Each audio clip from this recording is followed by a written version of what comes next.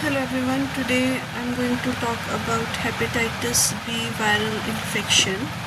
So as the name indicates itself, it is a serious liver infection that is caused by hepatitis B virus.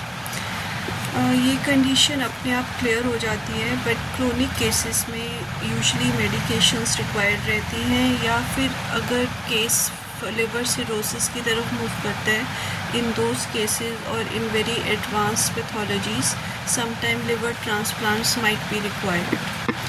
Now what are the symptoms of hepatitis B?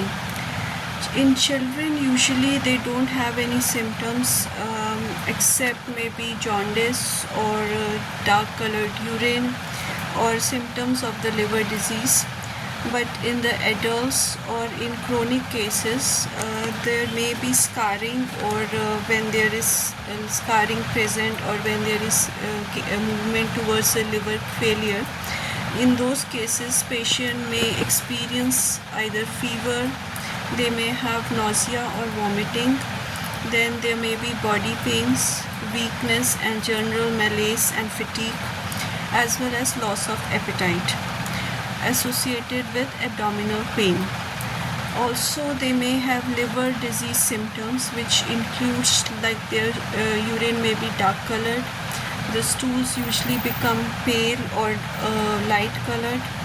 Then there are fluids in the body that occur in the legs causing swelling or in the abdomen causing ascites or edema. And then there may be yellow skin due to the jaundice. Now what are the causes of hepatitis B infection? The main cause is exposure to contaminated body fluids such as blood, semen, amniotic fluid, menstrual fluid, saliva and vaginal fluids, and these gets contaminated because of the shared needles or syringes with the contaminated person who may be having the virus. In cases of use of contaminated medical instruments like scalpel or due to any sexually transmitted diseases such as HIV. Now what are the factors or the risk factors that are involved that may cause hepatitis B virus infection? Usually the risk may be increased in those cases if the patient is having HIV or any sexually transmitted disorders. If the patient is on immunosuppressant medications to keep the immune system from attacking the healthy tissues by mistake, then if the person is on dialysis due to any kidney disease, or if the patient has other type of liver disorders, in those cases also the patient is usually contagious as long as the virus is active in the body, that is approximately about 6 months to 1 year. Now what are the complications that usually occur due to this condition? So if the condition is not rectified in the early stages, it may get increased causing acute liver failure.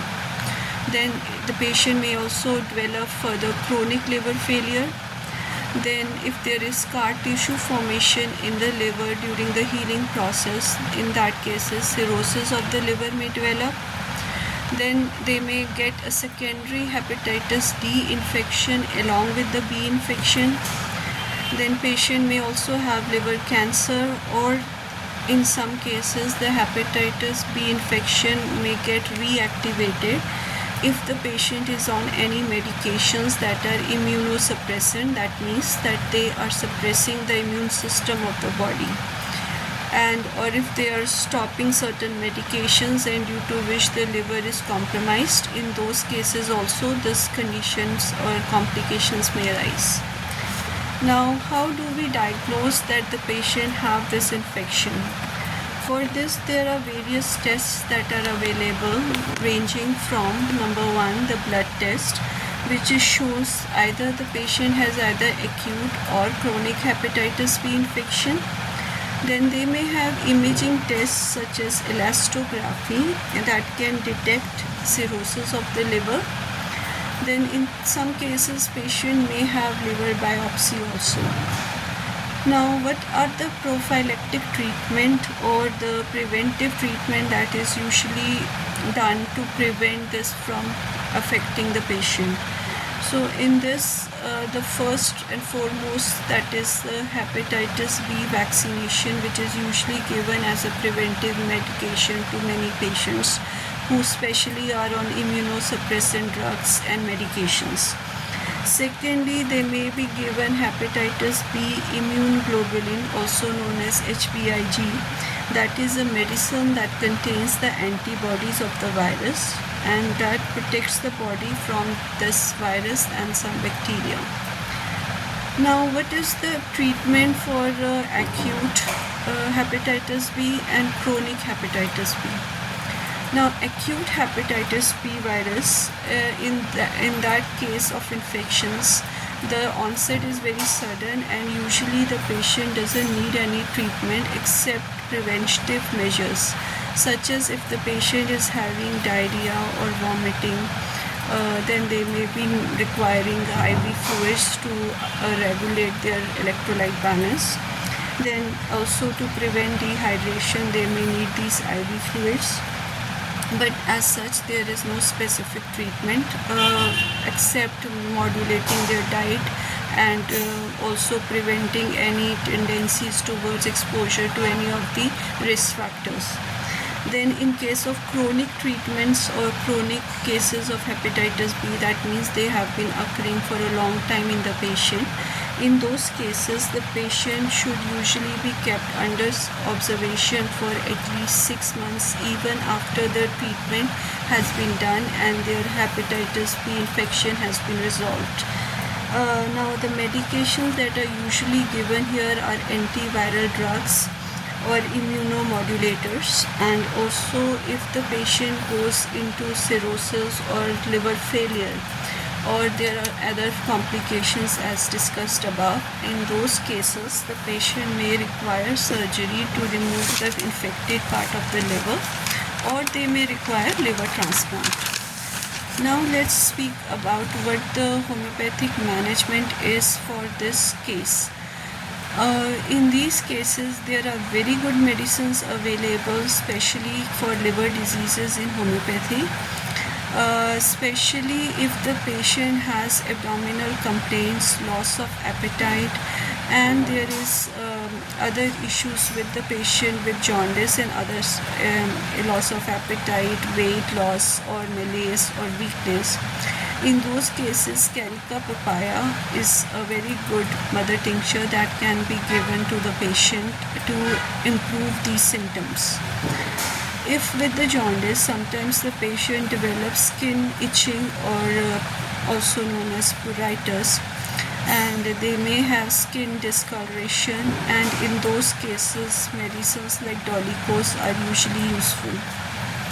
Now, if the patient has symptoms of jaundice with high bilirubin levels in the body, in those cases there are numerous medicines that can be given depending upon what symptoms are the patient having. Are there any pain on the right side of the upper quadrant of the abdomen? Is there any abdominal pain present? Is there any referred pain towards the right scapula or the right upper back or the right arm? Or if there are some other associated complications along with that. So in those cases, medicines such as phosphorus, myrica, ceonanthus, chalidonium, and many other are available that can be prescribed depending upon the individual symptoms and pathology of the patient. And the last, if the patient has obstructive jaundice along with formation of stones or cholelithiasis as it is known as, in those cases also medicines like chalidonium can be frequently repeated, not only to dissolve the stones and remove those stones from the liver or bile duct, but also to improve in conditions of jaundice and other associated liver symptoms. So these were few of the indicated homeopathic medicines that can be given to the patient depending upon what type of issues they are having. as well as the conservative mode of treatment, that is maintaining a proper healthy diet, removing any saturated fats or excess sugars, though they may be given to some extent, avoidance of alcohol completely, and any alcoholic drinks should be completely stopped in such patients.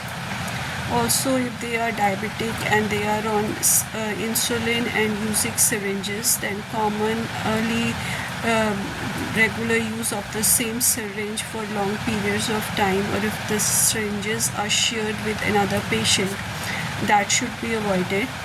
Then the patient should have an active or healthy lifestyle, and they should remain active during this period.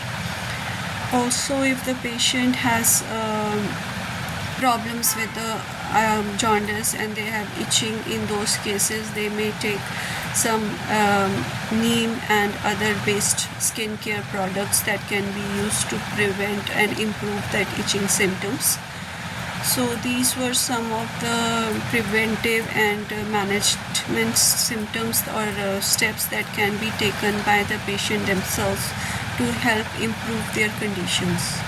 So this was a small video on hepatitis B viral infection, and in case you found it informative, please like and share, and have a great day. Thank you.